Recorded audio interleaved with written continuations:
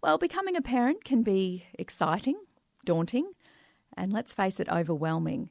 And while there are a lot of support systems out there for new mums, sometimes the dad is forgotten and that he's also going through the roller coaster of emotions as well. So Thomas Docking recognised that some new fathers could be slipping through the cracks and founded Man with a Pram, a perinatal event where new fathers all across Australia can join together with their kids. Thomas, you are based on the Sunshine Coast, but your charity is now national. Just take us through, what is Man with a Pram? Good morning, Miranda. Thank you. Yeah, thank you for inviting me on to the show this morning. Man with a Pram is really, like what you said, it's an event for new dads and new mums and new grandparents to come and connect around walking, I guess, together in that perinatal period. For us, it was quite a shock that there was no supports for new dads in those early years when we first became parents, Kate and myself. Yeah. And we decided to start a bit of a dads group, but then, as well as the dads group, we thought, well, wouldn't it be nice to just get everyone together and have a space where there could be that intergenerational connection between, mum, dad and grandparents, and, the community that really support a new child is really important. We talk about a village that raises a child, but we realise you have to actually build your own village, and there wasn't much in that kind of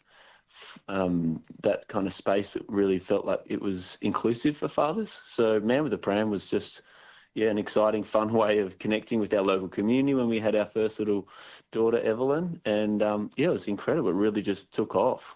Well, it's called Man with a Pram. Everybody is invited then, Thomas.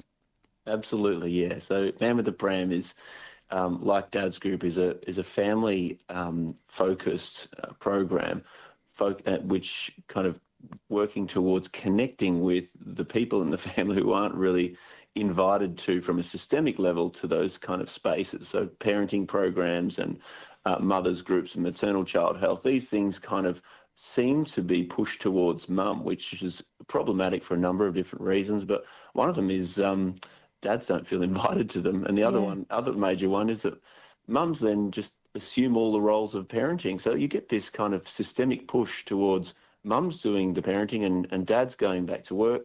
And I just don't think that's really caught up with where we're at as a society now. Dads and mums are both doing different things for work and life and parenting. And I think that we need to encourage spaces where fathers can be engaged, can have other peers who have lived experience in that space, share a laugh and share the journey, and really work through what's parenting going to be like for me as a father in this day and age, and what's it going to be like for my partner and the mother of our child, and how should we make that work. So for us, it's a strengths-based, enjoyable, let's get down and go for a walk together, have a laugh, have a coffee, and really build that village. It sounds like it's exactly what you need. I mean, imagining, for the woman, she gives birth. She's kind of had a little bit of a, quite a lot of prep in having a child. But for dads, what are the challenges when that baby is born? What are some of the real challenges that dads face in transitioning to becoming a father? Yeah, that's a great question. I think the one that there's many challenges, I've got to say, but one of the ones that just keeps coming up is that piece around self-awareness and vicarious trauma. And that sounds like, big complex stuff, but essentially it means you've experienced someone else going through a traumatic experience and you yourself have been shocked by that. And that vicarious trauma can have really devastating impacts on your connection with your baby and your connection with your partner.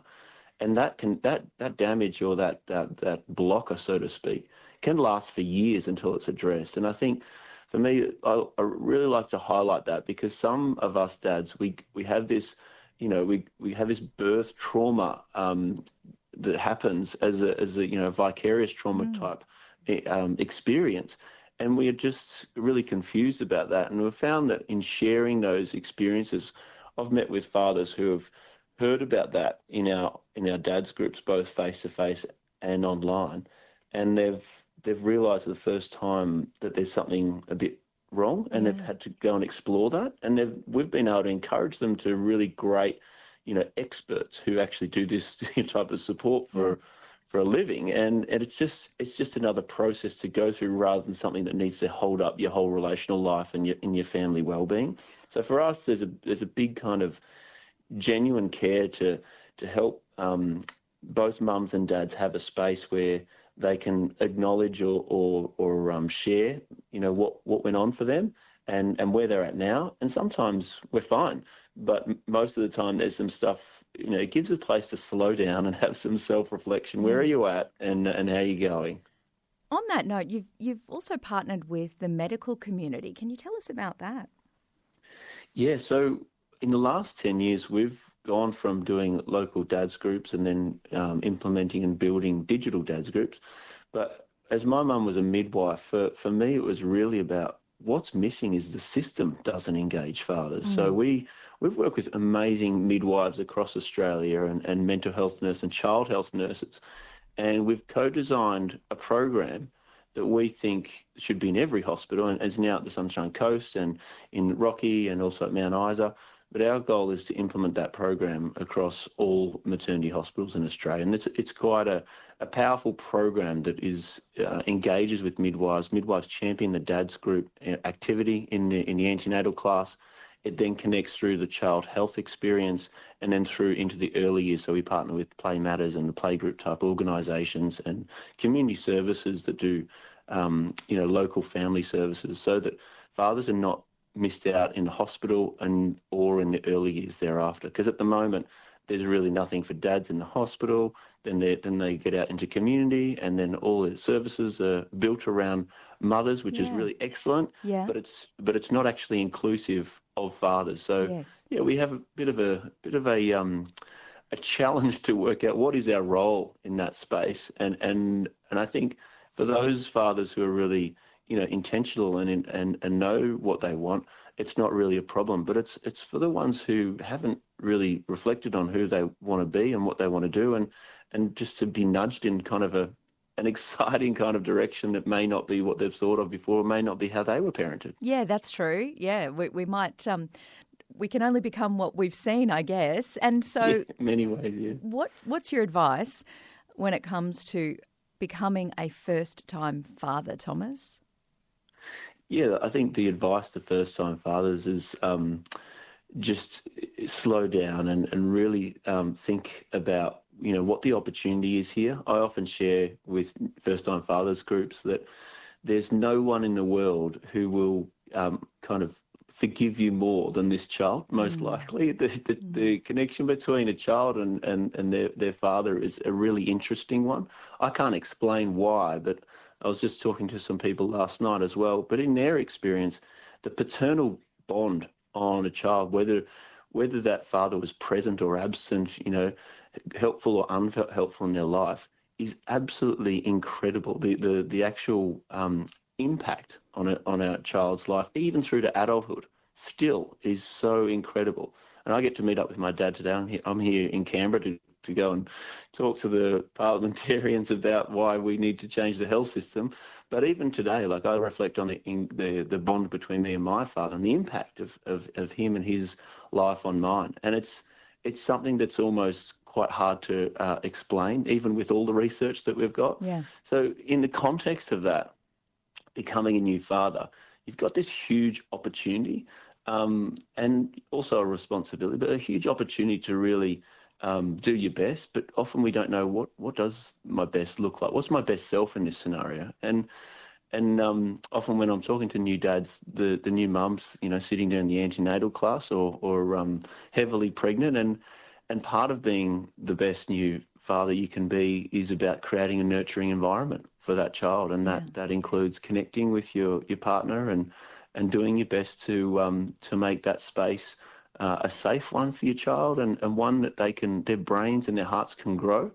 And in doing that, it's in some ways it takes quite a bit of intentionality, but in other ways it's about slowing down and just not trying to do everything. You don't need to read every book and have to buy all the things. You just, I remember the first few weeks of having Evie, and they don't need a lot, and it's not rocket science. It's just it's definitely requires a lot of slowing down when you're sleep deprived, and work's not not working for you, so to speak. Yeah.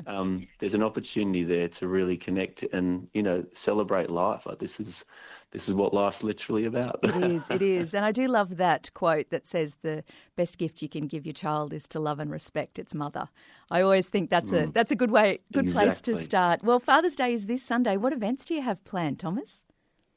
Well, it's actually quite exciting because this year we started with one event, I think almost 9 years ago in Ringwood, and now this year we've got about over 50 events across Australia and Wow. globally. So I heard there's one, I just got a text message from a friend who's hosting one in Iceland. My And goodness. we've got one in Sydney and Canberra. We've got one in Canberra tomorrow. We've got one in Sunshine Coast, I think down at Cotton Tree. We've got one in Noosa. We've got one in Mount Isa. They're doing a big partnership with the Scene film. Maggie Dent and Lael Stone and Billy Garvey and those people who have done an incredible piece of work around Connect with Dads. Melbourne, Adelaide, New Zealand. We've got Dr. Susie over in New Zealand hosting one. And we've got some really great people who've jumped on board. Todd Carney's, a new dad, and he's going to be walking with us. And Lee Tu, the famous tennis player down in South Australia. These are sports people who've really said, hey, that's a great idea. I'm a new dad and I'm going to get on board. So That's great. They're big become... names, but I guess the biggest name is Dad, isn't it? That's the best thing that you can be called. Absolutely. Hey, Thomas, thanks so much. Do people just jump on the website to find out where those events are happening? Absolutely, manwiththepram.com. Jump on now. And if there is an event that's really close to you, just register an event and go for a little walk with your friends or your family. The whole idea is to build that local village so that, as you're growing up and your child's growing up in that local community, you've got friends and family and people you can call on. And Man with the Pram's been great, especially for people who don't have their local family unit and they've been able to, mum and dad might not live in the same state, so they've built their village by hosting a Man with a Pram event, and that's our hope for the families out there who have just had a baby arrive, that they'll be able to have a really great opportunity to connect with a local village that'll become a nurturing, safe environment for their little one. Wonderful organisation. If you don't have a village, you build one. Thomas Docking, founder of Man with a Pram, thank you so much for stopping by. Thanks, Miranda. Thanks. That's Thomas Docking. And if you are interested in joining any of those events, just jump onto the Man with a Pram website. Those events happening across the country, even in Iceland, this Father's Day.